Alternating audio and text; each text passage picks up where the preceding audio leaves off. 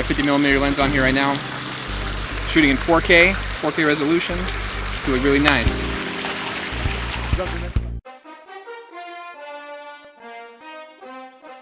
I would say the top 2 people that inspire me. Number 1 is probably Bruce Lee, out of all people.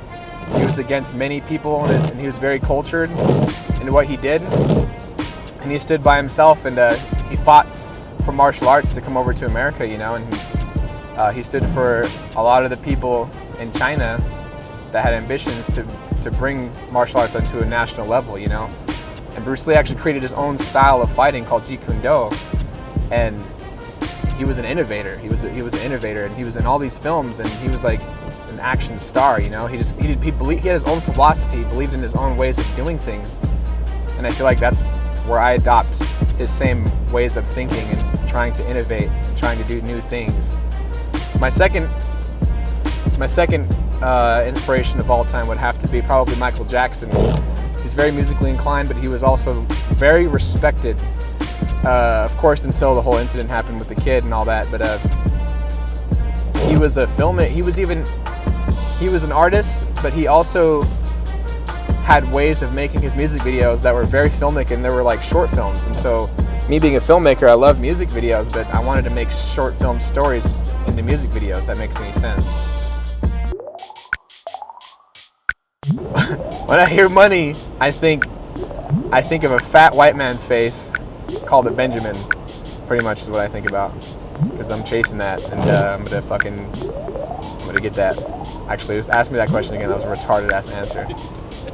I liked it. That's a pretty tough question.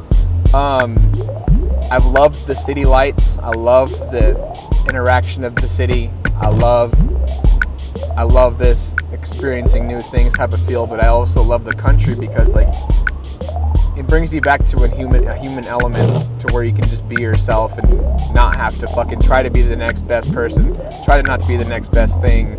You're just yourself as a character, as a human being.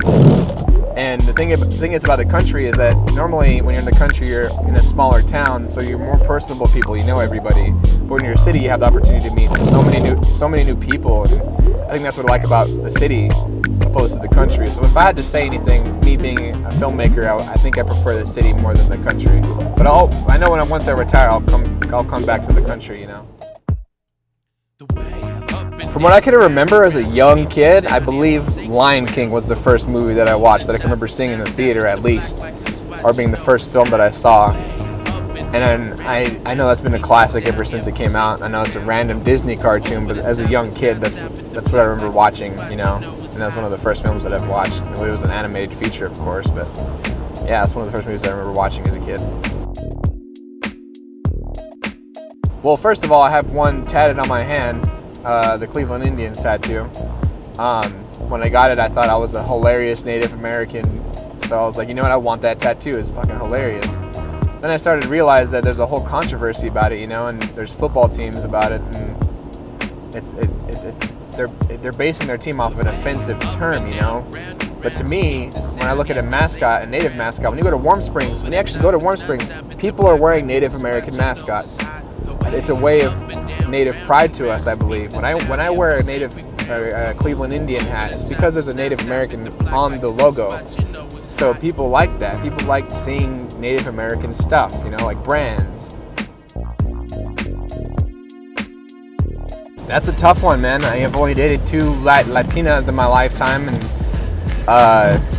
I'm living in California right now, and I'm surrounding myself with a lot of white women, but I know in the future I want to settle with a Native woman, you know. So to me, it's about just finding that right Native woman that I'm not related to, first of all, and someone that I can relate to on a level of my career, because I'm a filmmaker, you know. So if some lady can, you know, put up with my filmmaking needs, take care of my, you know, kids if I have them, or if she's into film as well, I think it'd be freaking amazing. We can collaborate together and have future goals together. But I definitely want a woman who has goals, you know.